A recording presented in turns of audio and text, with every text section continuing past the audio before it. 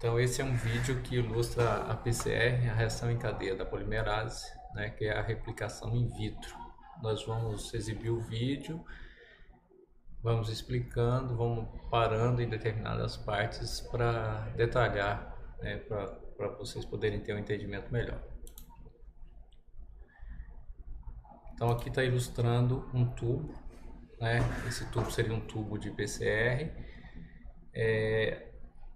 O DNA já foi extraído, ou seja, coletou-se um tecido, seja de animal, planta ou vegetal, se extraiu o DNA, colocou-se dentro desse tubo a amostra de DNA a ser amplificada e dentro desse tubo vão ser colocados todos os reagentes necessários para ocorrer a replicação in vitro, diferente da replicação na célula. Vamos ressaltar também as principais diferenças entre a replicação in vitro, ou seja, a PCR, né, e suas utilizações, e a replicação nas células. Tá?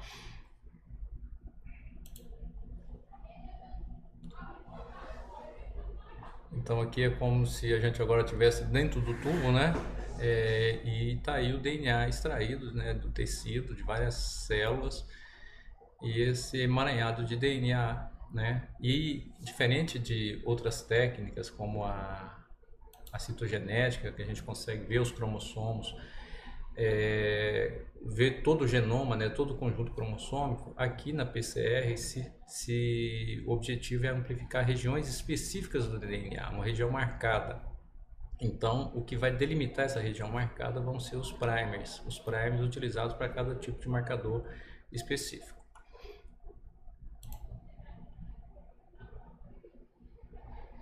Então aqui ele está ilustrando a molécula de DNA, dupla fita, e a região a ser amplificada.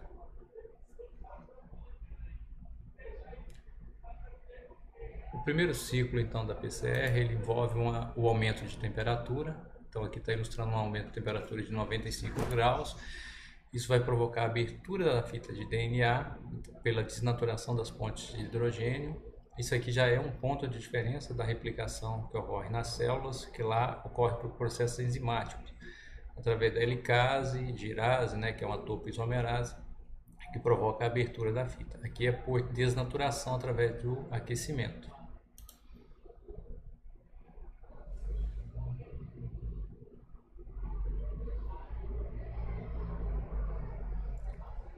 Então depois essa temperatura vai ser diminuída, né, em torno de 60 graus, para o anelamento dos primers. Aqui é outra diferença da PCR em relação à replicação que ocorre nas células. Os primers aqui não são aqueles primers de RNA, né? São segmentozinhos de DNA, né? Se o material genético do organismo for DNA, que são complementares a regiões onde eles serão anelados, né? Serão, por princípio de complementação, agregados.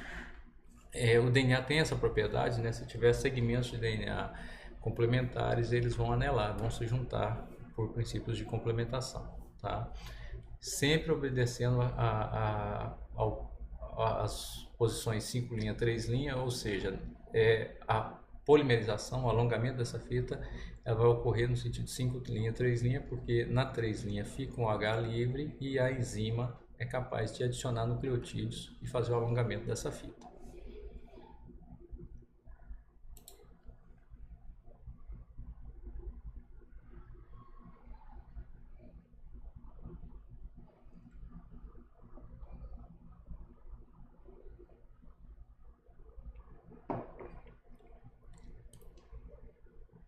Então, o próximo passo seria a ação da TAC polimerase, que é uma enzima que consegue atuar a altas temperaturas e vai fazer o alongamento dessa fita adicionando os nucleotídeos, que são representados por esse tipo, um martelinho aqui. Isso tudo foi colocado dentro daquele tubo, inicialmente no processo da PCR, naquele mix, né? E agora esses nucleotídeos vão sendo adicionados por princípio de complementação nessa orientação 5', 3' numa fita, 5', 3' na outra fita complementar.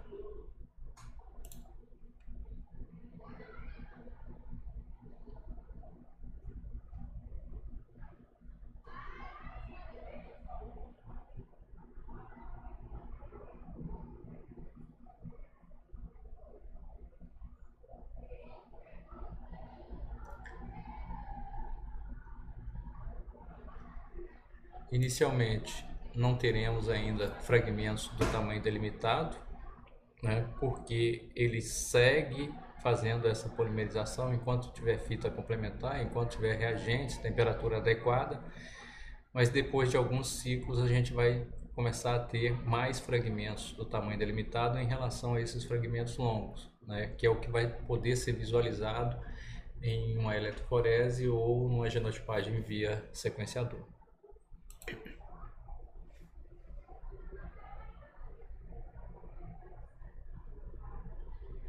Aqui já vai para o segundo ciclo, né? Agora nós já temos duas moléculas. Ocorre o aquecimento para a abertura das fitas. Depois essa temperatura vai ser diminuída para o anelamento dos primers. E vai ocorrer a polimerização. Observem que esse fragmento já vai ficar do tamanho delimitado, né? Se aqui é 3, aqui é 5, ele vai, aqui é 3 linha, o H livre, ele vai nesse sentido, já vai ter um fragmento do tamanho delimitado, como aqui também. Vão ter outros fragmentos longos, né? Mas cada vez mais a gente vai ter fragmentos de tamanho delimitado em relação aos fragmentos longos.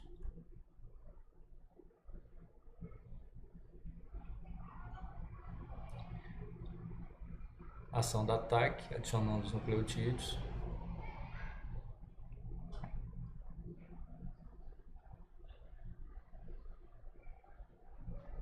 E aí o final do segundo ciclo.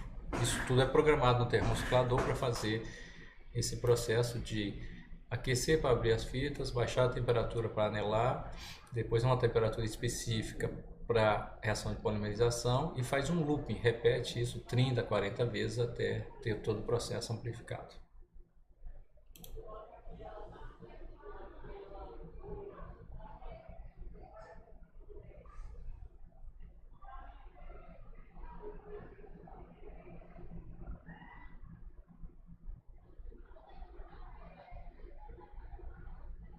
Aqui, didaticamente, ele começa a separar os fragmentos de tamanho delimitado em relação aos fragmentos longos. Mas repare que todo fragmento longo, ele ainda, nos próximos ciclos, eles vão começar a gerar fragmentos de tamanho delimitado, que vão aumentar em número muito maior em relação aos fragmentos longos.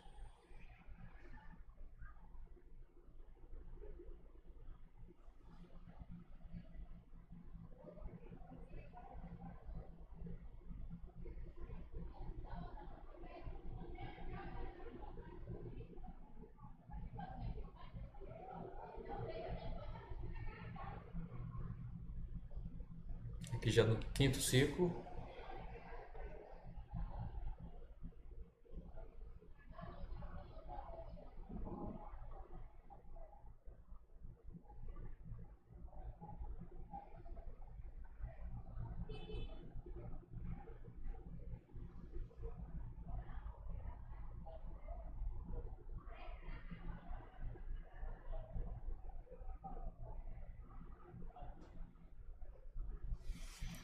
Aqui ilustrando então ao final de 30 ciclos, teríamos aqui em torno de 60 fragmentos longos, em contraposição a mais de 1 bilhão de fragmentos de tamanho delimitado.